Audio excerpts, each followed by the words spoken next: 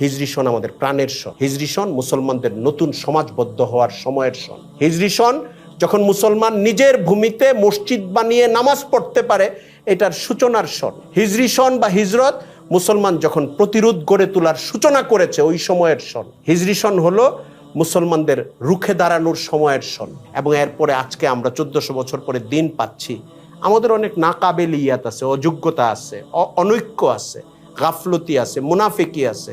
এই জন্য পৃথিবীতে আমরা একটু মজলুম অবস্থায় আছি।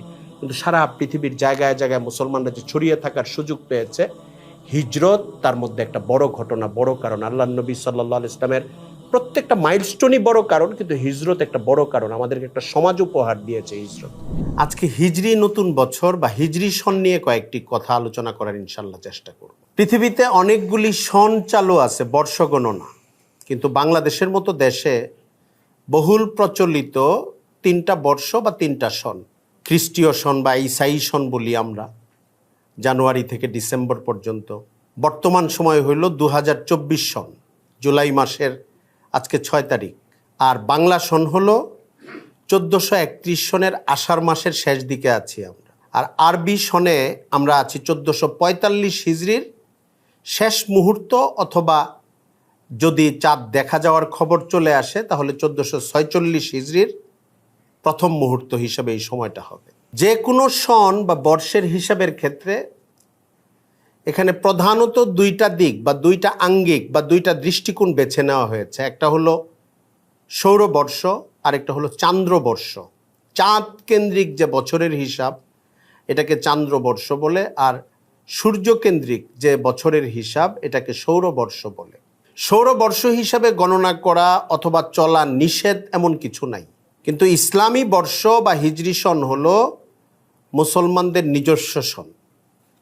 অনেক বড় ফকিহদের সঙ্গে আমি কথা বলেছি, ওনারা বলেন যে এটাকে শুধু আরবি সন মনে না করা, মুসলমানদের জীবনযাপনের সঙ্গে এই সনটার সম্পর্ক এত গভীর, এত ওতপ্রোত, মুসলমানদের জীবন এটার উপর এতটাই নির্ভরশীল, যেটা আসলে ইসলামী একটি সন।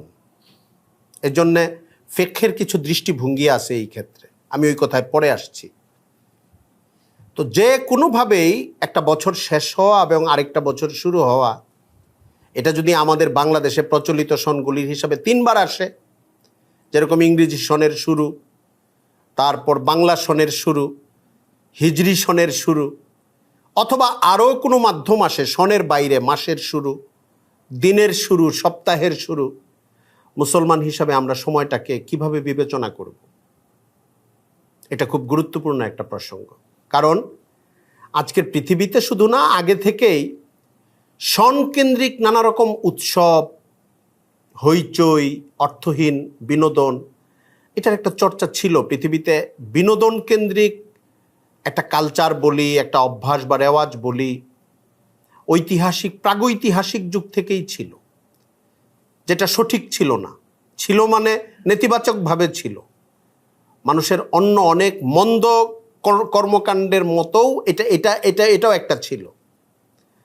বিনোদনের যে উপলক্ষেই মানুষ পায়, উপলক্ষের সঙ্গে যুক্ত হয়ে যাওয়া, এটা শাহওয়াত মানুষকে অনুপ্রাণিত করে, প্ররোচিত করে। শাহওয়াতের একটা অংশ থেকে এটা হয়। কিন্তু মুসলিম হিসাবে আমরা কি করব? মুসলিম হিসাবে কোনো দিনের সূচনা এবং শেষে আমরা কি করি? দেখেন, হাদিসের দোয়াগুলোর দিকে খেয়াল করলে ফজরের পরে আর মাগরিবের পরে আপনি এমন অনেকগুলি দোয়া পাবেন যে রাত শুরু হচ্ছে, দিন পার হয়েছে, এটার জন্য ইস্তেগফার করা, আল্লাহর কাছে রাতের সময়টার নিরাপত্তা চাওয়া, সময়ের পর্বগুলো থেকে আরেকটা পর্বে ঢুকলে আল্লাহর কাছে আশ্রয় চাওয়া, মাফ চাওয়া, আমার রাতটা যেন ভালো হয়, আমার সন্ধ্যাটা যেন সুন্দর হয়, আবার ফজরের পরে আমার দিনটা যেন আজকে ভালো যায়। অনেকগুলি দোয়া আছে। এটা সবাহ আর মাসা আরবি শব্দ, সকাল সন্ধ্যার দোয়া হিসাবেই অনেকগুলি দোয়া আছে। আসবাহনা, আমসাইনা, এই শব্দগুলো ব্যবহার আছে। তো এই জন্যে বোঝা যায় সময়ের একটা পর্ব থেকে আরেকটা পর্বে প্রবেশ, সময়ের একটা অংশ থেকে আরেকটা অংশে প্রবেশের ক্ষেত্রে মুসলমানদের নিজের ভেতরে স্বয়ংক্রিয়ভাবে একটা অ্যালার্মিং সিস্টেম জারি করা দরকার। কি সেটা? আমি পিছনের সময়টার জন্য আল্লাহর কাছে ইস্তেগফার করব এবং সামনের সময়টার জন্য আল্লাহর কাছে পানাহ চাইব। কারণ আমি জানি না আমি কতদিন বাঁচব। আমার করণীয় কাজই এটা, যে সময় যেটা পার হয়ে গেছে কতটা সুন্দরভাবে কেটেছে মানুষ হিসাবে, যতটুকু কেটেছে, কিন্তু অনেক ভুল তো আমাদের এমনিই হয়। নামাজের মধ্যে পর্যন্ত, নামাজ শেষ করার পরে মাসনুন একটা তাসবিহ হইল আস্তাগফিরুল্লাহ আস্তাগফিরুল্লাহ আস্তাগফিরুল্লাহ। দৃশ্য তো মনে হয় এতক্ষণ তো ইবাদত করলাম, তাহলে ইস্তেগফার কেন? যে নামাজের মধ্যেই যতটুক মনোযোগ আমার কাছে কাঙ্ক্ষিত ছিল, প্রত্যাশিত ছিল, বিধিবদ্ধ ছিল, মতলুব ছিল, এটা তো আমি দিতে পারি নাই। আসলে এই নিবেদনটা আমার ক্ষেত্রে ঘটে নাই। তাহলে আমি কি করব? যদিও আমি ইবাদতে ছিলাম, আমার ওই ত্রুটিগুলির জন্যে আল্লাহর কাছে ইস্তেগফার করি, আস্তাগফিরুল্লাহ আস্তাগফিরুল্লাহ আস্তাগফিরুল্লাহ। তো আমরা যেরকম আজকে যদি নতুন একটা বছরের সূচনা হয়, এটা হিজরি হোক, ঈসাই সন হোক, বাংলা সন হোক, বা নতুন মাসের সূচনা হলে যখনই এটা বুঝবো যে একটা সময় তো আমার কাছ থেকে চলে গেল, আমি আরেকটা সময়ে ঢুকছি, আর মানে হলো দুনিয়াতে আমাকে যে হায়াত দেওয়া হয়েছিল আমি কিন্তু একটা টাইম পার করে আসছি এবং সামনের টাইমের দিকে চলে যাচ্ছি, মাইনাস হচ্ছে আমার বয়স বা আমার জীবন, আমার সময় কাটছে, কমছে। আমি আল্লাহর কাছে পানা চাই, মাফ চাই, দোয়া চাই, আল্লাহ যেন আমাকে ক্ষমা করে দেন এবং সামনের সময়টা আমার জন্য কল্যাণ দান করেন, আমি দিনের উপরে চলতে পারি, দুনিয়াতেও কল্যাণের সঙ্গে চলতে পারি। রব্বানা আতিনা ফিদ দুনিয়া হাসানাতাও ওয়া ফিল আখিরাতি হাসানা ওয়া কিনা আযাবান নার। আল্লাহ আমাকে দুনিয়াতে এবং আখিরাতে কল্যাণ দান করেন এবং আমাকে জাহান্নামের আগুন থেকে আপনি বাঁচান, রক্ষা করেন। মানে মুসলমানের চাওয়াটা, দুনিয়ার কল্যাণ চাওয়াটা মানে কোনো খারাপ না, কিন্তু দুনিয়ার কল্যাণ মানে দিনের সঙ্গে যে কল্যাণ, দুনিয়ার কল্যাণ, দিনমুক্ত কল্যাণটা দুনিয়ার দিনই দৃষ্টিতে এটাও দুনিয়ার কল্যাণ না। আসলে হালালের উপরে থাকা, ভালো সম্পর্কের মধ্যে থাকা, জীবনযাপনের নৈতিকতা যেটা দিন আমাকে দান করেছে ওইটার সঙ্গে থাকা, এর মধ্যে দুনিয়ার দৃষ্টিতেও মানুষ এটাকে কল্যাণ মনে করে, কোনো সমস্যা নেই। কিন্তু আমাদের গোল হলো আখেরাতে নাজাত পাওয়া। এই জন্য আপনি অনেক দোয়া এটা পাবেন, দোয়াটা খানা নিয়া, দোয়াটা অজু নিয়া, দোয়াটা রিজিক নিয়া, আপনি শেষে দেখবেন আছে আল্লাহ আপনি আমাকে জাহান্নাম থেকে মুক্তি দান করেন। মনে হবে শেষ এন্ডিংটা হলো, ফুল স্টপটা হইলো জাহান্নাম থেকে মুক্তি দান করেন, অথচ দোয়া হচ্ছে আপনি একটা কেক খাইতেছেন, এখন এই খাওয়া নিয়ে পানি নিয়ে দোয়া হইতেছে, দোয়ার শেষ হইলো আল্লাহ আপনি আমাকে জাহান্নাম থেকে মুক্তি দান করেন। কেন? এটা এই জন্যে যে আমাদের দৃষ্টিভঙ্গি, আমাদের চিন্তা এবং আমাদের জীবনের গন্তব্যই হইল জাহান্নাম থেকে মুক্ত হয়ে জান্নাতের দিকে যাওয়া। এটা যেন আমাদের দোয়ার মধ্যে থাকে, প্রাত্যহিকতায় থাকে, সকাল সন্ধ্যায় থাকে, বছর এবং মাসের প্রত্যেকটা পর্বে থাকে। এই জন্যে হিজরি সনের সমাপ্তি বলি আর সূচনা বলি, এখানেও আমরা আল্লাহ তাআলার কাছে দোয়া করব। বিশেষভাবে দুইটা দোয়া পাওয়া যায় হাদিসে, যে কোনো চাঁদ দেখলে, নতুন চাঁদ দেখলে, মাস শুরু হলে রসুল করিম সাল্লাল্লাহু আলাইহি ওয়াসাল্লাম দোয়া করতেন, আল্লাহুম্মা আহিল্লাহু আলাইনা বিল ইউমনি ওয়াল ঈমান ওয়াস সালামাতি ওয়াল ইসলাম রব্বি ওয়া রব্বুকাল্লাহ। তর্জমা কত সুন্দর দেখছেন, বিল আল্লাহুম্মা আহিল্লাহু আলাইনা, আল্লাহ এই মাসটাকে আমাদের মধ্যে যে প্রবেশ করাচ্ছেন আপনি এমনভাবে করেন, বিল ইউমনি ওয়াল ঈমান, কল্যাণের সঙ্গে এবং ঈমানের সঙ্গে, ওয়াস সালামাতি ওয়াল ইসলাম, শান্তির সঙ্গে এবং ইসলামের সঙ্গে। মানে আমাদের দোয়ায় যেন আল্লাহ আমাদের দেশে আপনি খুব উন্নতি দান করেন। এইটুকু থেমে গেলে বুঝতে হবে ইসলাম আমাকে যতটুকু দোয়া করতে বলছে আমি সবটুকু করি নাই। আমি বলছি না যে এটুকু করা নিষেধ, এটা হলো অর্ধেক করলাম আর কি। আমি উন্নতি, দুনিয়ার যে উন্নয়ন বলে আর কি, যে বিল্ডিং হইল, প্রযুক্তি হইল, গাছপালা হইল, মাছ হইল, আমরা জগতের সবাই যেটাকে উন্নয়ন বলে আমি ওইটাই বললাম। আমার দোয়া হইতে হবে আল্লাহ আমাকে উন্নতির সঙ্গে এবং ঈমানের সঙ্গে আপনি আমাকে বরকত দান করেন। মুসলমানের দোয়ার মধ্যে এই জিনিসগুলি থাকবে। এই জন্য চাঁদ ওঠার সময়, চাঁদ উঠতে দেখলে রসুল করিম সাল্লাল্লাহু আলাইহি ওয়াসাল্লাম এই দোয়াটা করতেন। আর আরেকজন সাহাবী বর্ণনা করেছেন যে সাহাবায়ে কেরাম নিজেদের মধ্যে এত চর্চা করতেন একটা দোয়া, নতুন মাস বা নতুন বছর আসলেই দোয়াটা করতেন, কাছাকাছি দোয়া, আল্লাহুম্মা আদখিলহু আলাইনা বিল ইউমনি ওয়াল ঈমান, বিল আমনি ওয়াল ঈমান ওয়াস সালামাতি ওয়াল ইসলাম ওয়া জিওয়ারিম মিনাশ শাইতান ওয়া রিদওয়ানিম মিনার রহমান। কাছাকাছি আল্লাহ আপনি এই মাসটাকে বা এই বছরটাকে আমাদের উপরে প্রবেশ করান, আনেন, এইভাবে আনেন, বিল আমান ওয়াল ঈমান, নিরাপত্তার সঙ্গে এবং ঈমানের সঙ্গে, ওয়াস সালামাতি ওয়াল ইসলাম, শান্তির সঙ্গে এবং ইসলামের সঙ্গে, ওয়া জিওয়ারিম মিনাশ শাইতান, এবং শয়তানের খপ্পরে পড়ে যাওয়া থেকে সুরক্ষার সঙ্গে ওয়ারিদওয়ানিম মিনার রহমান এবং আল্লাহর সন্তুষ্টি প্রাপ্তির সঙ্গে সাহাবা একরাম এই দোয়াগুলো করতেন। আমাদের যদি দোয়ার মূল শব্দগুলো ভুলেও যাই, আমরা ভাবটা মনে রাখবো যে আমরা নতুন বছরে যখন ঢুকবো, এটা হিজরি সন হোক, আরবি বাংলা সন হোক, ইংরেজি সন হোক, অথবা নতুন মাসে ঢুকবো, আমরা আল্লাহর কাছে কল্যাণ চাইব, দুনিয়া এবং আখিরাতের কল্যাণ চাইব, দ্বীন এবং ঈমান, সালামত এবং ইসলাম, শান্তি এবং নিরাপত্তা এবং ইসলাম, এটা চেয়ে আমরা আল্লাহর কাছে সময়টার মধ্যে প্রবেশ করার চেষ্টা করব। এটাকে রিমাইন্ডিং বলে, তাযকির বলে। প্রত্যেক মুহূর্তে নিজেকে আবার আল্লাহর কাছে সুপর্দ করা, আবার সুপর্দ করা, আবার সুপর্দ করা। মানুষের জিন্দিগি সুপর্দ করতে করতে চলে যাওয়ার জিন্দিগি। কোনো একজন মানুষ যদি বারবার আল্লাহর কাছে সুপর্দ করতে থাকে, সুপর্দ করতে করতে চলে যায় 80 বছর বয়স হোক, আর 42 বছর বয়স হোক, আর 19 বছর বয়স হোক, সুপর্দের হালতে চলে গেছে, সে সৌভাগ্যবান মানুষ হিসেবেই দুনিয়া থেকে গেছে আসলে। আর সুপর্দ থেকে মুক্ত সে, খেয়াল নাই নামাজের কথা 2 দিন 5 দিন খেয়াল নাই, সকালের সন্ধ্যার জিকির খেয়াল নাই তার।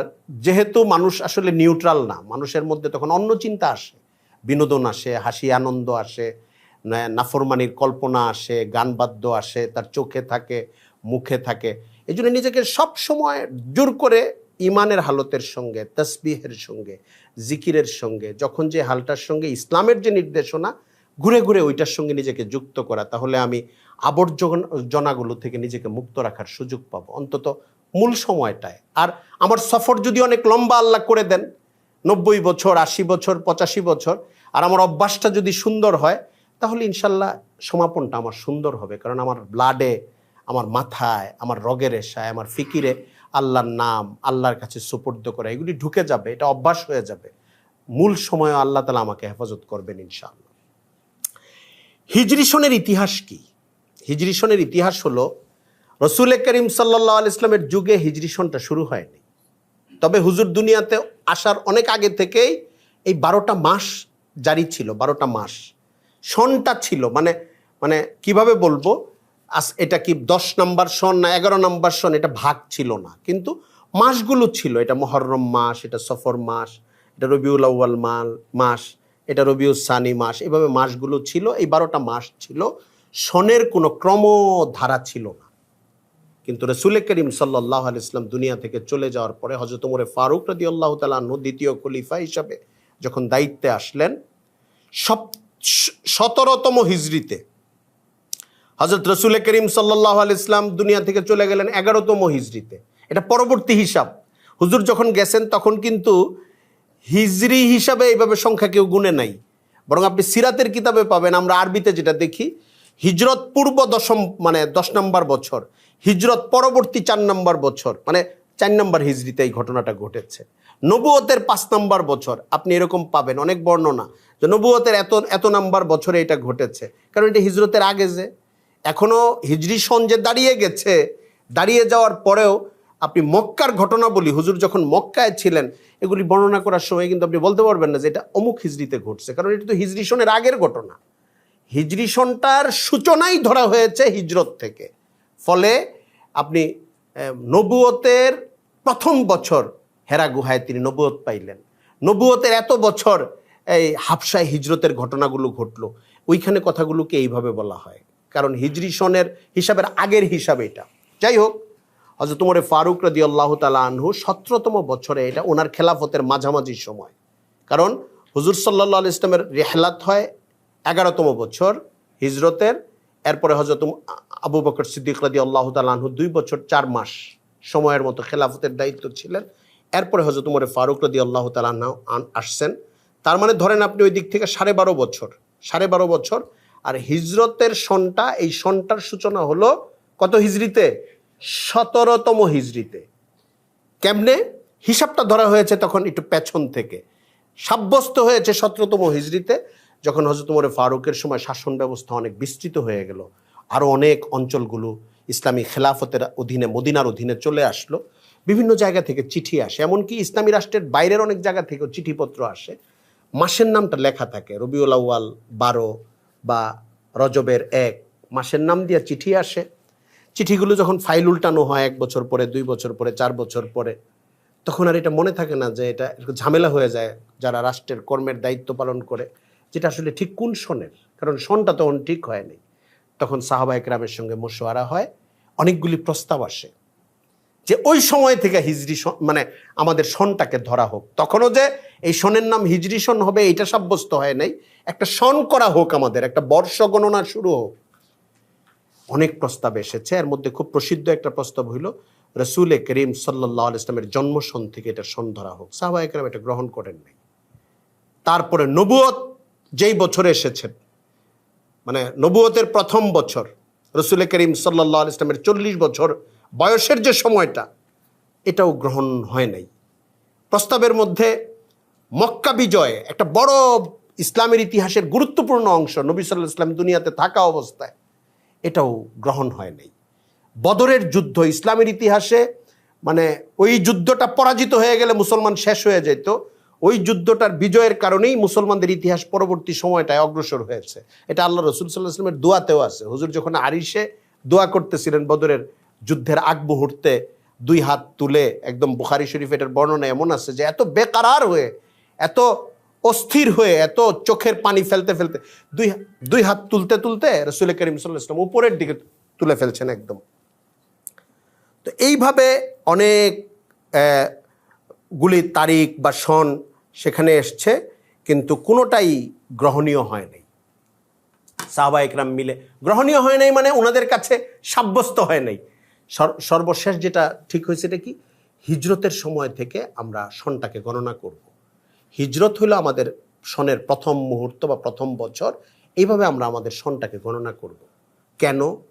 এটা সবচেয়ে গুরুত্বপূর্ণ প্রশ্ন। মুসলমানদের ইতিহাসে হযরত রাসূল করিম সাল্লাল্লাহু আলাইহি ওয়াসাল্লামের সাহাবায়ে কেরামকে নিয়ে মদিনায় হিজরত করাটা হলো ইসলামের ইতিহাসের অনেক গুরুত্বপূর্ণ একটা ঘটনা। মজলুম অবস্থার মধ্যে মুসলমানরা ছিলেন, একটা জায়গায় একসঙ্গে হয়ে বয়ান করবেন, একটা জায়গায় জামাতের সাথে নামাজ পড়বেন।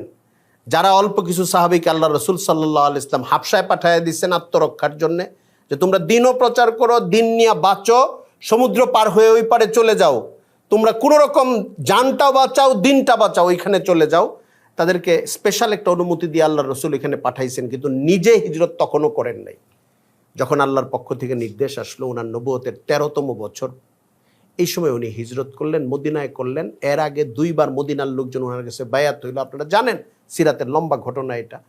এবং মদিনার লোকজন আশ্বাস দিল, আপনি আসেন, আমরা আপনাকে স্বাগত জানাই, আপনার জীবনের, আপনার মিশনের নিরাপত্তা আমরা দান করব, আমরা আপনার পাশে আছি, আমরা আপনাকে শত্রুর হাতে ছাড়ব না। এটা এমন একটা জটিল, একটা কঠিন একটা অঙ্গীকার ছিল। তখনও ইসলামের ঘোষণা দেন নাই, ইসলাম গ্রহণ করেন নাই রসুলের চাচা হজরত আব্বাস, আবদুল্লাহ ইবনে আব্বাসের আব্বা হজরত আব্বাস, রসুলের গার্জিয়ান, অভিভাবকের মতো মদিনার ওই সাহাবিরা যারা বায়াত করতেছেন, বায়াতে আকাবায়ে থানিয়া, বায়াতে আকাবায়ে উলার সানিয়া, দ্বিতীয়বারের সময় উনি হাজির। উনি বলতেছেন, আপনারা যা বলতেছেন আপনারা বুঝা বলতেছেন তো, আমার ভাতিজা কিন্তু এখানে খুব কষ্টে আছে, এখান থেকে যখন যাবে আরও মানুষের আক্রোশ বাড়বে, পরে আপনাদের ওইখানে গেলে পরে আপনারা আসলে রক্ষা করবেন তো, ওর পাশে থাকবেন তো। উনি নিজে কিন্তু তখন ঈমান আনেন নাই, শুধু ভাতিজা হওয়ার কারণে তার ভাতিজার ধর্মের সঙ্গে যারা এসে যুক্ত হয়েছে, যারা বলছে যে আপনি আমাদের এলাকায় আইসা পড়েন, এই মক্কা থেকে আমাদের কাছে চলে আসেন, আমরা আপনাকে পূর্ণ নিরাপত্তাটা দিব। আব্বাস আর একটু এনশিওর করতে চাইতেছেন, যে নিশ্চিত হইতেছে যে আমার ভাতিজার জীবনটা বিপন্ন হবে না তো, এরা ভুল কথা বলতেছে না তো, না বুঝা বলতেছে না তো। উনি আবার ওদের কাছ থেকে অঙ্গীকার নিচ্ছেন, তারা বলছেন না আমরা আসি, আপনার সাথে আসি। আল্লাহ রসুল সাল্লাল্লাহু আলাইহি ওয়াসাল্লাম এরপরে যখন হিজরত করে মদিনায় গেলেন, ইতিহাস দেখেন, এটা আজকে পড়ার সময় আমার আরেকবার মনে হয়েছে যে এমন তো 10টা লোক থাকতে পারতো ইহুদিদের মধ্যে, এক সাইড দিয়ে মিছিল করতেছে, মানি না, মানবো না, হয় না? ওইখানে তো মুশরিক ছিল, ওই সময় ছিল তো। আল্লাহ রসুল সাল্লাল্লাহু আলাইহি ওয়াসাল্লাম যখন হিজরত করে প্রথম দিন ঢুকেন, অল্প কিছু মানুষ মুসলমান হয়েছেন, কিন্তু আল্লাহ তাআলা এমন একটা অলৌকিক পরিবেশ করে দিয়েছেন, যত বৈরী মানুষেরা ওইখানে ছিল, তারাও যে একজন মহান মানুষ আমাদের এখানে আসছে। তার দিন গ্রহণ করেছে অল্প সংখ্যক মানুষ মদিনার, কিন্তু তারা প্রভাবশালী, তাদের কথায় সমাজটা চলে মোটামুটি, কোনো বিদ্রোহ নাই, কোনো জটিলতা নাই। কিছু উৎসুক মানুষ ছিল, বেশিরভাগ মানুষ ছিল ঔৎসুক্যের সঙ্গে সঙ্গে স্বাগত জানানোর মেজাজ নিয়ে, মহাব্বতের সঙ্গে, ভালোবাসার সঙ্গে, একটা প্রবল আগ্রহের সঙ্গে তার জন্য অপেক্ষা করেছেন। এরপরে কি হয়েছে, মদিনা সনদের মতো সনদ হয়েছে, অন্যরাও এটার পরবর্তী রাজনৈতিক মানে পরিণতি হলো সবাই আল্লাহ রসুলের নেতৃত্ব মেনে নিয়েছে, কোরআন হাদিসের নেতৃত্ব মেনে নিয়েছে।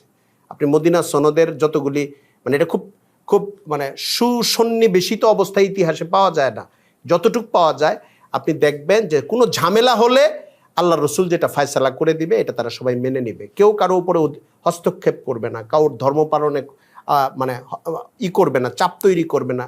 যদি কেউ অঙ্গীকার ভঙ্গ করে সে তার শাস্তি পাবে। কেউ বহিরাগত শত্রুকে সহযোগিতা করবে না, বাইরের কোনো শত্রু আসলে সবাই এক পাশে থাকবে, একসঙ্গে থাকবে। এরকম ভাইটাল কিছু কথা ছিল। নেতা হিসেবে আল্লাহ রসুল সাল্লাল্লাহু আলাইহি ওয়াসাল্লামকে তারা মেনে নেয়। রসুল মদিনায় ঢুকার সময় কুবা অঞ্চল দিয়ে ঢুকলেন, এখানেই প্রথমে মসজিদ বানাইলেন। মুসলমানদের ইতিহাসে এটা একটা স্বর্ণালী দিন শুরু হইল। সবাই একসঙ্গে দাঁড়ায় নামাজ পড়ে, কেউ বাধা দেয় না, বরং সবাই সবাইকে সঙ্গ দেয়। রসুল মদিনা পর্যন্ত আসতে আসতে জুমা পড়লেন, ওইখানে আবার মসজিদের মতো হইল। মদিনায় আসলেন, মসজিদ নববী বানাইলেন, রাষ্ট্র হইল, জেহাদ হইল, আরও আহকাম আসলো। মুসলমানরা একটা আলাদা জীবন পাইল, যে জীবনটা হিজরতের আগে পায় নাই। এই জন্যে হিজরত সম্পর্কে ইসলামী ইতিহাসের মূল্যায়ন হইল আল ফারিকু বাইনাল হাক্কি ওয়াল বাতিল, হক আর বাতিলের মাঝের একটা প্রাচীর হলো হিজরত। আল্লাহ রসুল সাল্লাল্লাহু আলাইহি ওয়াসাল্লামের জীবনে অনেকগুলো ঘটনাই মাইলস্টোনের মতো। তার জন্ম, কোরআন নাজিলের প্রথম দিন, তার ওহির দিন, তায়েফের ঘটনাকেও আপনি বলতে পারেন 1400 বছর পরে আমি যদি আবেগ দিয়া বলি, তায়েফের ঘটনাও তো একটা মাইলস্টোন, আসলেও মাইলস্টোন। হিজরত একটা মাইলস্টোন, বদরের যুদ্ধ একটা ঐতিহাসিক ঘটনা। আপনি বলতে পারেন আমি বেদনা গাথা হিসাবে আমি উহুদ থেকে আমি গণনা শুরু করব। মক্কা বিজয় একটা ঐতিহাসিক সময়। আপনি এটাও বলতে পারেন যে সলে হুদাইবিয়ার সন্ধিকে বাদ দেই কেন, ওই টাইম থেকে তো মুসলমান মক্কা বিজয়ের সন্ধান পেয়েছে। কিন্তু যতগুলি জায়গায় আপনি দাগ দিবেন যে এটা একটা মাইলস্টোন, তার চেয়ে অনেক বেশি গুরুত্বপূর্ণ হইল হিজরতের ঘটনা আল্লাহ রসুলের জীবনে। কারণ হিজরত দৃশ্যমানভাবে হইল পলায়ন, মনে হয় যে জন্মভূমি থেকে সবাই চলে যাচ্ছে, একটু পরাজয় পরা ব্যাক গিয়ারের মতো, গাড়ি আর সামনের দিকে যাবে না, এখন পিছায়া যাওয়ার মতো, না বলে রাতের আধারে স্থান প্রস্থান করার মতো, চলে যাওয়ার মতো। কিন্তু ইসলামের ইতিহাসে ওই হিজরত বিজয়ের মাধ্যম হয়েছে। আল্লাহ রসুল সাল্লাল্লাহু আলাইহি ওয়াসাল্লাম 8 বছর পরে আবার তার জন্মভূমিতে পৃথিবীর সবচেয়ে বড় সাহসী, বিনয়ী রাষ্ট্রনায়ক, যুদ্ধনায়ক হিসাবে প্রবেশ করেছেন। এই জন্য হিজরত পুরা মুসলিম উম্মার জন্য গুরুত্বপূর্ণ। যখনই হিজরি সন আসবে আমরা যেন হিজরতের ঘটনাগুলির দিকে আবার তাকাই। যখনই হিজরি সন মানে একটা সন না, হিজরি সন মানে বললাম তো যে সময়ের পরিবর্তনের সময় আমরা হাজিরা দিব আল্লাহর কাছে। কিন্তু আমাদের ইসলামের ইতিহাসের এই ঘটনাগুলো এমন, আমরা যেন আবার ঘটনাটাতে ঢুকি, আমরা যেন সিরাতের আগে পরে। হিজরি সনটা তো একটা মাঝের সময়, হিজরত তো আল্লাহ রসুলের জীবনের একটা মাঝের সময়। আমরা আগের অংশটাতেও যাব, পরের অংশটাতেও যাব, সাহাবায়ে কেরামের কুরবানির অংশগুলোর মধ্যে প্রবেশ করব। হিজরি সন শুধু এতটুকু মনে আছে, হিজরি সন আমাদের প্রাণের সন। হিজরি সন মুসলমানদের নতুন সমাজবদ্ধ হওয়ার সময়ের সন। হিজরি সন যখন মুসলমান নিজের ভূমিতে মসজিদ বানিয়ে নামাজ পড়তে পারে, এটার সূচনার সন। হিজরি সন বা হিজরত মুসলমান যখন প্রতিরোধ গড়ে তোলার সূচনা করেছে ওই সময়ের সন। হিজরি সন হলো মুসলমানদের রুখে দাঁড়ানোর সময়ের সন এবং নতুন করে মুসলমানদের রাষ্ট্র গঠনের যে একটা সুযোগ। এবং এরপরে আজকে আমরা 1400 বছর পরে দিন পাচ্ছি, আমাদের অনেক নাকাবেলিয়াত আছে, অযোগ্যতা আছে, অনৈক্য আছে, গাফলতি আছে, মুনাফিকি আছে। এই জন্য পৃথিবীতে আমরা একটু মজলুম অবস্থায় আছি। কিন্তু সারা পৃথিবীর জায়গায় জায়গায় মুসলমানরা যে ছড়িয়ে থাকার সুযোগ পেয়েছে, হিজরত তার মধ্যে একটা বড় ঘটনা, বড় কারণ। আল্লাহ নবী সাল্লাল্লাহু আলাইহি ইসলামের প্রত্যেকটা মাইলস্টোনই বড় কারণ, কিন্তু হিজরত একটা বড় কারণ। আমাদেরকে একটা সমাজ উপহার দিয়েছে হিজরত, হিজরি সনের সময়। এই জন্যে আমরা যেন এই দিকটার দিকে খেয়াল রাখি। এটা হলো হিজরি সনের অন্যতম তাৎপর্য। এখান থেকে হিজরি সনের গণনা এই জন্য শুরু হয়। হিজরি সনের ফিকহি দিক কি, আইনি দিক কি ইসলামী? ওলামায়ে কেরাম বলেন হিজরি সন আমাদের নামাজ, রোজা, হজ এগুলির এবং আরও কিছু ইবাদতের, আশুরা এবং অন্যান্য বিষয়ের নিশ্চিতভাবে এই সংখ্যাটা বের করতে হলে চাঁদের বছর থেকে আমাদের হিসাব মিলিয়ে বের করতে হবে। এটা কখনোই আমরা সৌরবর্ষ দিয়ে হিসাব মিলিয়ে বের করতে পারবো না। অনেকগুলি মুসলমানদের জীবনের সাথে সম্পৃক্ত ইবাদতের বিষয়গুলো ঈদ হিজরি সনের সাথে সম্পৃক্ত। এটা এমন না যে ঠিক আছে এই বছর জানুয়ারির এত তারিখে রমজান হয়েছে, এত তারিখ থেকে ফেব্রুয়ারির এত তারিখ পর্যন্ত, আচ্ছা আমরা ঠিক করে ফেলি সব বছর ওই টাইমে হবে না। এটা আমাদের চাঁদের বছরই হবে।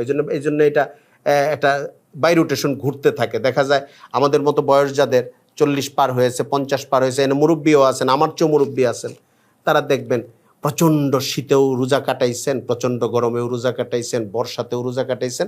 এটা সার্কেলের মতো ঘুরতেছে, রোজা, ঈদ, হজ, এই সময়টা ঘুরতেছে, চাঁদের বছরের সাথে মৌসুমটা ঘুরতেছে। তো এই জন্যে হিজরি সনের কোনো খবর রাখবে না মুসলিম উম্মাহ, তাহলে একটা ফরজ তরকের গুনাহ হবে সবার।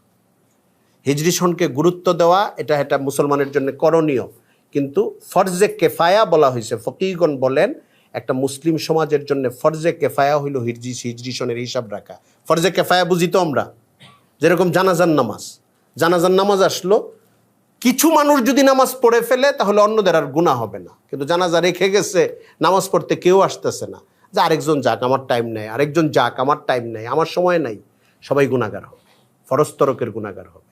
এই জন্য হিজরি সন যদি কমপক্ষে কিছু মানুষ খেয়াল রাখে, সমাজের ওলামায়ে কেরাম হোক, দিনদার মানুষ হোক, একটু ঝামেলা হয় কারণ আমাদের জানুয়ারি ফেব্রুয়ারি মাথায় বেশি থাকে, কিন্তু আমরা হিজরি সনটা যেন খেয়াল রাখি।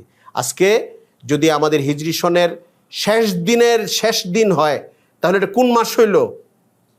জিলহজ, হিজরি সনের শেষ মাস জিলহজের। আজকে যদি চাঁদ না উঠে থাকে, একদম ফাইনাল হয়ে গিয়ে থাকে, তাহলে 30তম দিনের সূচনা হয়ে গেল মাগরিবের পর থেকে। হিজরি সনের বা আরবি মাসের গণনাটা শুরু হয় কখন থেকে? দিনটা মাগরিবের পর থেকে, চাঁদ ওঠার সময় থেকে পরের দিন মাগরিব পর্যন্ত।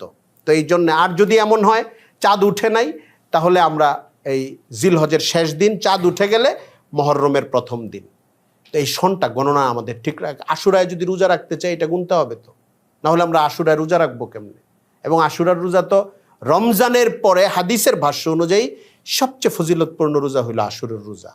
এটা অন্য আলোচনা, আমি আজকে এই আলোচনাটায় ঢুকবো না, আপনারা শনিবারের সামনের সপ্তাহে হয়তো আলোচনাটা পাবেন। আমরা আশুরার রোজার নিয়ত করে রাখি যে রমজানের পরে সবচেয়ে ফজিলতের রোজা হইল আশুরার রোজা। পেছনের 1 বছরের গুনাহ আল্লাহ তাআলা মাফ করে দেন আশুরার রোজায়। রাসূলুল্লাহ সাল্লাল্লাহু আলাইহি ওয়াসাল্লাম মক্কায় যখন ছিলেন তখনও এই রোজা রাখতেন, এবং কুরাইশরাও এই রোজা রাখতো। আমি আগে এই পুরো ডিটেলসটা আমার জানা ছিল না, এইভাবে জানা ছিল না। আবার হুজুর যখন মদিনায় আসছেন, তখন সাহাবায়ে কেরামকে নির্দেশ দিয়েছেন আশুরার রোজা রাখতে।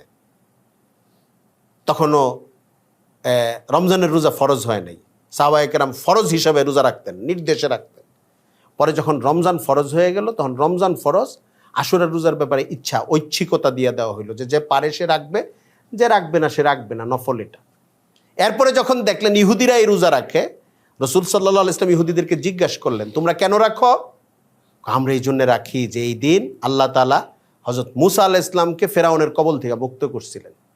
রাসূলুল্লাহ সাল্লাল্লাহু আলাইহি ওয়াসাল্লাম তখন একটা শব্দ ব্যবহার করছেন। আজকে আমার সাথী যে আরো 2-1 আলেম মৌলানা সাহেব বসা ছিলেন, আমি ওই বাক্যটা লিখছি, এখানে নোট করেছি। আমি বলছি যে অন্য নবীদের ব্যাপারে ইসলামের দৃষ্টিভঙ্গি কি, তার একটা ফাউন্ডেশন আল্লাহর নবী এখানে বলে দিয়েছেন। কি? যখন শুনছে ইহুদিরা বলতেছে যে মুসা আলাইহিস সালামকে আল্লাহ তাআলা কার কাছ থেকে মুক্তি দিয়েছেন? ফেরাউনের কাছ থেকে। এই জন্য আমরা শুকরিয়া হিসেবে এই রোজাটা রাখি, এই দিন দিছেন মুহররমের 10 তারিখ। রাসূলুল্লাহ বলতেছেন, ফানাহনু আহাক্কু ওয়া আউলা বিমুসা মিনকুম, তাহলে তো আমরা তোমাদের চেয়ে অনেক বেশি হকদার আর অনেক বেশি অধিকারী মুসার ব্যাপারে তোমাদের চেয়ে। তোমরা মুসা আলাইহিস সালামের অনুসারী দাবি করে তোমরা যদি রোজা রাখো, তাহলে মুসার ব্যাপারে তো তোমাদের চেয়ে আমরা অনেক, মুসা আলাইহিস সালামের ব্যাপারে আমরা আরো বেশি অধিকারী, আমরা আরো অনেক বেশি অনুসারী তার। হক নবী তো সবাই হক, যাদেরকে বিভিন্ন ধর্মের লোকেরা এখনকার দুনিয়াতে বলে উনি আমাদের নবী, হাকিকত হইল মুসলমানদের দাবি হবে এমন যে আমরা ওই নবীর আনুগত্যের ব্যাপারে, সম্মানের ব্যাপারে তাদের চেয়ে বেশি হকদার। কারণ তাদের সম্মানের মধ্যে কিছু বিকৃতি আছে, কারোর সঙ্গে আল্লাহর সঙ্গে নিসবত করে দেয়, কাউকে খুদার শরীক হিসাবে সাব্যস্ত করে, কাউকে খুদার পরিবারের মানুষ হিসাবে সাব্যস্ত করে। আমরা তো ওইটা করি না। আমরা আল্লাহ তাআলা তার যে পরিচয়টা দিয়েছেন, আল্লাহর বান্দা, সমস্ত নবী আল্লাহর বান্দা, এরপরে তিনি আল্লাহর নবী। আমরা ক্লিন, পরিষ্কার, উজ্জ্বল এবং ওনার জন্য গৌরবজনক যে পরিচয়, এই পরিচয় দিয়ে ওনাকে বিশ্বাস করি এবং ওনাকে সম্মান করি দিল থেকে। আমরা মনে করি না উনি শুধু তাদের নবী, আমরা মনে করি উনি আমাদেরও নবী। রাসূলুল্লাহ সাল্লাল্লাহু আলাইহি ওয়াসাল্লাম এটা বললেন এবং সাহাবীদেরকে বললেন, তোমরা রোজা রাখবা আশুরার দিন। তবে ইহুদিদের সঙ্গে যেন মিলে না যায়, এটার জন্য এর আগে হোক বা পরে হোক একদিন রোজা রাখবা, 9 তারিখ অথবা 11 তারিখ। এটা হযরত আব্দুল্লাহ ইবনে আব্বাসের আরেকটা বর্ণনায় আরো পরিষ্কার আসছে, এটা একটা অন্য প্রসঙ্গ, ওইটাতে আর আমি না যাই। হিজরি সনের সঙ্গে বাংলা সনের একটা সম্পর্ক আছে। পহেলা বৈশাখ নিয়ে মঙ্গল কি জানি হয় বাংলাদেশে, মঙ্গল শোভাযাত্রা, পেঁচা টেচা ইত্যাদি অনেক কিছু, অনেক লম্বা কাহিনী। গত কয়েক বছর যাবত আবার পেঁচার আওয়াজ একটু কমে গেছে, আমরা দেখতেছি মুসলমানদের সচেতনতা, ইমানদার মানুষদের সচেতনতা, সচেতন মত বিনিময় প্রচার প্রচারণার কারণে ভিত্তিহীন জিনিসগুলো দুর্বল হয়ে যাচ্ছে। কিন্তু আমাদের একটা জিনিস জানা দরকার, যে বাংলা সনটার উৎপত্তি একদম শক্তিশালীভাবে একমাত্র হিজরি সন থেকে, এটা যেন আমাদের মাথায় থাকে। এই জন্য বাংলা সনকে মঙ্গল শোভাযাত্রার সঙ্গে, পেঁচার সঙ্গে, লক্ষ্মী পূজার সঙ্গে, অমুকটার সঙ্গে তমুকটার সঙ্গে যুক্ত করা সাংস্কৃতিকভাবে এটার কোনো নৈতিক, বাস্তবিক, ঐতিহাসিক অধিকার কারো নাই। ইতিহাসটা কি আপনি নিজে অঙ্ক যোগ বিয়োগ করলে বুঝবেন। এটা ইতিহাসটা হলো বাদশাহ আকবরের আমলে 992 হিজরিতে তারা চিন্তা করে যে ফসলি সনের সঙ্গে মিল রাখার জন্য আমাদের একটা সৌরবর্ষ বানাইতে হবে, জানুয়ারি ফেব্রুয়ারির মতো, কিন্তু নতুন আর একটা সৌরবর্ষ। এই জন্য এটা জানুয়ারি ফেব্রুয়ারি বললে তো আর হবে না, বৈশাখ টৈশাখ দিয়া মিলায়া ওনারা বৈশাখ জ্যৈষ্ঠ আষাঢ় শ্রাবণ ভাদ্র আশ্বিন, এটা হিন্দুস্তানে পাকিস্তানের দিকে এই শব্দগুলো আরেকটু অন্যভাবে উচ্চারণ করে। বিভিন্ন শব্দই ইংরেজিতে যেরকম জানুয়ারি ফেব্রুয়ারি তো আমরা হুবহু এটা বলি, আরবিতে এটার উচ্চারণ আবার আরেক রকম, ভাষায় ভাষায় গেলে শব্দগুলোর মধ্যে একটু পরিবর্তন হয়। তো ওনারা এটা বানানোর পরে ওই সময় আবার ইংরেজি সন ছিল 1556 খ্রিস্টাব্দ, কিন্তু হিজরি সন কত ছিল? 992 হিজরিতে 992 বাংলা সন ধরে তারা একটা সৌরবর্ষ বানান। 992 হিজরিতে তারা কি বানান? 999 বাংলা সন। এখন আমরা কোথায় আছি? বর্তমান সন কি? 1445 হিজরি, আর বাংলা সন 1431। ব্যবধান কত বছর? 14 বছর, ঠিক আছে না? আচ্ছা, চান্দ্রবর্ষ এই যে 29-এ যায় শেষ হয়ে যায়, এই জন্য দেখা যায় প্রায় প্রতি বছর সৌরবর্ষ থেকে চান্দ্রবর্ষ 9 থেকে 10 দিন কম হয়, সময়টা কম হয়। 3 বছর চান্দ্রবর্ষে বা কি বলে এটাকে, 1 মাস একটা গ্যাপ তৈরি হয়। 36 মাস থেকে 36 বছর থেকে 40 বছরে 1 বছরের একটা গ্যাপ তৈরি হয়। অর্থাৎ আপনি কোনো একজন প্রবীণ আলেমকে যদি জিজ্ঞাসা করেন যে আপনার বয়স কত, আমি কালকে হযরত মাওলানা আরশাদ মাদানী সাহেব দারুল উলুম দেওবন্দের মুরব্বি যিনি, ওনাকে একজন জিজ্ঞেস করছেন হুজুর আপনার বয়স কত, আমার সংখ্যাটা ভুল হতে পারে এরকম আর কি। উনি বলতেছেন যে ইংরেজি হিসাবে, ঈসাই হিসাবে আমার বয়স 82 বছর, হিজরি হিসাবে আমার বয়স 84 বা এরকম 85, উনি কি যেন একটা অঙ্ক দিয়েছেন। আমি এত মুগ্ধ হইলাম যে হিজরি সনের কারণে এটা যে একটা ভিন্ন হইতে পারে এটা ওনার মাথায় আসছে। মানে ইসলামী সন হিসাবে কেন? কারণ এই সনটার মধ্যে তো 1 বছর কমে গেছে, তো প্রতি 36 থেকে 38 বা 39-এ তার তো 1 বছর বেড়ে গেছে হিজরি সন।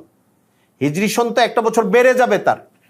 আমাকে কোনো এক সময়, আমি যখন মতিঝিল মাদ্রাসায় শিক্ষকতা করতাম, অন্য এক মাদ্রাসার শিক্ষক একদিন জিজ্ঞেস করছেন, এটা একটা অন্য প্রসঙ্গ, যে আপনাদের যে ওজিফা দেওয়া হয়, বেতন দেওয়া হয়, এটা কি জানুয়ারি ফেব্রুয়ারি হিসাবে না আরবি হিসাবে? আমি বললাম জানুয়ারি ফেব্রুয়ারি হিসাবে, বেশিরভাগ জায়গায় এখন এইটাই হয়। তো জানুয়ারি ফেব্রুয়ারি হিসাবে, তাহলে তো আপনারা 3 বছরে একটা বেতন মিস করেন। ওইটা কি বললেন আপনি? হ্যাঁ, 3 বছরে একটা বেতন নাই আপনাদের। পরে কি তাহলে 9 বছরে 3টা বেতন নাই, তো 30 বছরে 10টা বেতন নাই। জটিল বিষয় কইলেন, খেয়াল করি রে এটা। আমরা তো হিসাবের সুবিধার জন্য সবাই জানুয়ারি থ্রু ডিসেম্বর ধরে চলতেছি। যাই হোক, আমি লম্বা আলোচনায় যাব না। এখন আপনি বুঝবেন যে 1431 আর 1445 এই কয়েকশো বছরে কেমনে হইল।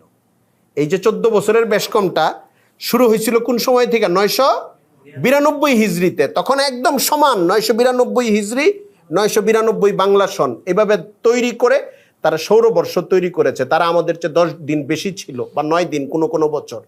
এই জন্যে 992 থেকে কত এখন ব্যবধানটা কত বছরের, কতশো বছরের? এই টাইমটার মধ্যে 14 বছরের বা 14.5 বছরের একটা বেশ কম তৈরি হয়েছে। কিন্তু মূল সূচনাটা পুরাপুরি হিজরি সন কেন্দ্রিক। হিজরি সনের সঙ্গে মিলিয়ে শুধু তারা বলছে আমরা একটা সৌরবর্ষ করবো ফসলি সনের জন্যে। এই জন্যে বাংলা সন আমাদের সন, বাংলা সনের জন্য আমরা দোয়া করব।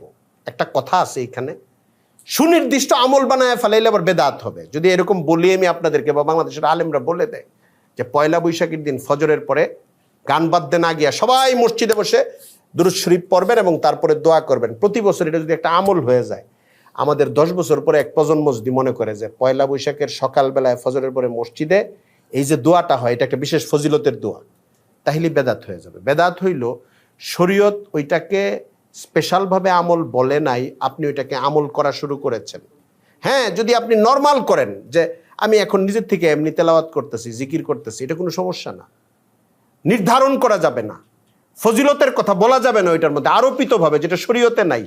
এজন্য উলামায়ে কেরাম অনেক সময় করেন কি, একটা আমল এমনি করতে বলেন যে এটা সাধারণ সওয়াবের কাজ হিসাবে করো, কিন্তু যখন দেখেন যেটা রেওয়াজ হয়ে যেতে পারে এবং মানুষ এটার মধ্যে স্পেশাল ফজিলত খুঁজতে থাকতে পারে লাইলাতুল কদরের মতো, তখন আবার পিছায় আসেন, বলেন এখন বাধ্য এটা আর করার দরকার নেই। সাধারণভাবে আমি যে কথাগুলি ভূমিকায় বলেছি, আমরা এটাকে স্পেশাল কোনো ফজিলতের কাজ না মনে করে, যে নতুন বছর শুরু হচ্ছে, সকল মুসলমান পেছনের বছরের জন্য আল্লাহর কাছে ক্ষমা চাই। এটা যেরকম আমরা দিন শেষ হইলে রাতের জন্য চাই, রাত শেষ হইলে দিনের জন্য চাই, মাস শেষ হইলে মাসের জন্য চাই, আমরা আল্লাহর কাছে পেছনের দিনগুলোর জন্য ক্ষমা চাইব আমাদের ভুল ত্রুটির জন্য, সামনের দিনের জন্য আল্লাহর কাছে আমরা সাহায্য চাইব। এটা আমরা করতে পারি। এইভাবে আমরা সমস্ত গুনাহ খাতার যে কালচার, এটা থেকে নিজেকে মুক্ত রাখবো ইনশাআল্লাহ। হিজরি সনের সাংস্কৃতিক গুরুত্বটা অনেক বেশি। সংস্কৃতি কি, লম্বা আলোচনা করার ইচ্ছা ছিল আমার। সংস্কৃতি একটা বিশাল ধোঁয়াশাপূর্ণ জিনিস, যেরকম মিডিয়া, যে সিনেমায় কাজ করে সেও বলে আমি মিডিয়ায় কাজ করছি, আবার আমরা যারা দিনের কথা বলি পরে আবার প্রচার হয় আমরাও বলি আমরা মিডিয়াকে ব্যবহার করছি। মাঝখানে অনেক কিছু, যারা নিউজ করে তারা মিডিয়া, বিবিসিও মিডিয়া, ফিল্ম করে মুভি করে তারাও বলে আমরা মিডিয়ায় আসি, নাটক করে এরাও বলে আমরা মিডিয়ার জগতে আসি। তাহলে মিডিয়া আসলে কি? বিনোদন আইটেম থেকে নিয়ে ইনফরমেশন প্রচার বলেন, ধর্ম প্রচার বলেন, মতাদর্শ প্রচার বলেন, অথবা ইনফরমেশন এক জায়গা থেকে আরেক জায়গায় নেওয়ানো বলেন, টোটালটাই মিডিয়া। সংস্কৃতিটাও এরকম, এটার নানান রূপ আছে। এটার একটা কমন অর্থ হইল সমাজে প্রচলিত জিনিসগুলোকেই সংস্কৃতি বলে। এটা নেগেটিভ দিক থাকতে পারে, ইতিবাচক আবার পজিটিভ দিক থাকতে পারে। হিজরি সন যেন মুসলমানদের কাছ থেকে হারায় না যায়। হিজরি সন আসলে প্রতিটা মাসকে মনে রাখা মুসলমানদের, আমরা যেরকম জানুয়ারি ফেব্রুয়ারি আর বৈশাখ জ্যৈষ্ঠ আমাদের মনে আছে, মুসলমানের সন্তানদের দায়িত্ব। স্কুলগুলি তখন নাচ গান শেখানোর প্রতি মনোযোগ বেশি দিয়ে দিচ্ছে, সিলেবাসে আছে এই পরিমাণ নাচ শিখতে হবে, আবার আপডেট জানাইতে হয়, হারমোনিয়াম বাজাইলো কি না, এটা করলো কি না, তার স্কিল বৃদ্ধি হইল কি না, নৃত্যকলা ইত্যাদি ইত্যাদি কত কলা আছে এখন দেশে। তো কিন্তু মুহররম সফর শিখানো, মুহররম সফর, রবিউল আউয়াল, রবিউল সানি, জমাদিউল আউয়াল, জমাদিউল সানি, রজব, শাবান, রমজান, তারপরে কি শাওয়াল, জিলকাদা, জিলহাজ্জা, এই মাসগুলো শিখানো, অন্তত বড়রা শিখা, বাচ্চাদের সামনে উচ্চারণ করা। স্কুলের দিকে তাকায় থেকে আমাদের লাভ নাই, মাসগুলো শিখাবো। হিজরত কোত্থেকে আসলো, হিজরি সন কোত্থেকে আসলো, এক একটা মাস আসবে, অনেক মাসেরই কিছু আমল আছে, আবার অনেক জায়গায় অনেক মাসকে কেন্দ্র করে অনেক বেদাতি আমলও যুক্ত করে দেয় অনেকে, ওইখান থেকে পরহেজ করাবো, রুসুম থেকে, যেগুলি শরীয়তে ভিত্তি নাই, কিন্তু যেখানে শরীয়তের আমল নির্ধারিত করা আছে, আমরা ওই মাসটাকে গুরুত্ব দেওয়া, আমলগুলো করা, আমাদের নতুন প্রজন্মকে জাগ্রত করব এবং ইসলামের ইতিহাসের সঙ্গে, ইসলামের কালচারের সঙ্গে, ইসলামের জীবনযাত্রার সঙ্গে, ইসলামের জীবন পদ্ধতির সঙ্গে, আবেগের সঙ্গে এবং ইতিহাসের বিভিন্ন মাইলস্টোন বা সূত্রগুলোর সঙ্গে আমাদের নতুন প্রজন্মকে পরিচিত করানোর অন্য অনেকগুলি মাধ্যমের মতো এটাও একটা মাধ্যম। হিজরি সন, হিজরি সনের আজকে কত তারিখ? আচ্ছা, এই মাসে কি ঘটছিল বলো তো বাবা? রমজান, যেরকম রমজানের অনেক তাৎপর্য আছে, আবার 17ই রমজান একটা ঐতিহাসিক দিন। বলেন তো ওই দিন কি হয়েছিল? বদরের যুদ্ধ হয়েছিল। নতুন প্রজন্মকে জানানো, পরে 5টা বাক্যে বলতে বলা যে বদরের ইতিহাসটা কি বলো তো বাবা, দেখি কি হয়েছিল, বদর কি জিনিস। না হলে আমাদের সহযোগিতা করা, তাকে জানানো, শোনানো, যেন আমার নতুন প্রজন্ম জানে ইসলামের ইতিহাসে কি কি ঘটছে। আল্লাহ তাআলা আমাদেরকে হিজরি সনের প্রথম মুহূর্ত থেকে পেছনের সব গুনাহ মাফ চাওয়ার এবং আমাদেরকে মাফ করে দেন আল্লাহ, এবং সামনের সময়টাকে দিন, ইমানের সঙ্গে, সালামতের সঙ্গে, শান্তির সঙ্গে জীবন কাটানোর তৌফিক দান করেন। আমাদের মজলুম ভাইরা যারা পৃথিবীর বিভিন্ন প্রান্তে মজলুম অবস্থায় আছেন, বিশেষ করে ফিলিস্তিনের ভাইরা, তাদের এই নতুন বছরের প্রথম প্রহরেই আল্লাহ তাআলা তাদেরকে বিজয় দান করেন। আমরা দোয়া করতে থাকি, বিজয় তো দিবেন আল্লাহ। অনেকে বলে যে হুজুর অসম্ভব জিনিস চান কেন? অসম্ভব তো ভাই আপনার কাছে, আমার কাছে। আমার তো মন চাই এই কথা বলি যে ইসরায়েলকে কেচার মতো ক্ষমতা আল্লাহ তাআলা ফিলিস্তিনি ভাইদেরকে দিয়ে দেন। আপনি বলবেন যে কেমনে দিবেন? আল্লাহ দিবেন, অথবা আল্লাহ দিবেন না, আমার চাইতে অসুবিধা কি? যারা জালেম, যারা মুসলমানদেরকে আক্রান্ত করছে, কষ্ট দিচ্ছে, কাঁদাচ্ছে, রাস্তায় রক্তর মধ্যে ভাসাচ্ছে, আল্লাহ তাআলা প্রত্যেকটা শয়তানি শক্তিকে যারা পৃথিবী নিয়ন্ত্রণ করছে এখন, তাদেরকে এদের সামনে অবনত হয়ে, পর্যুদস্ত হয়ে, বিপর্যস্ত হয়ে যেন চিৎকার করতে থাকে। ওই দৃশ্যটা আমরা দেখতে চাই। আল্লাহর কাছে দোয়া করি আমরা, আল্লাহ কবুল করবেন অথবা আল্লাহ পরে কবুল করবেন, এটা আল্লাহর বিষয়। আমার চাওয়ার মধ্যে কার্পণ্যের তো কোনো দরকার নাই। আমি দিল খুলে আল্লাহর কাছে চাইবো। আল্লাহ তাআলা সকল মজলুম মুসলমানদেরকে মুক্তি দান করুন। ওয়া আখিরু দাওয়ানা আনিল হামদুলিল্লাহি রাব্বিল আলামিন ওয়া মা আলাইনা ইল্লাল বালাগ।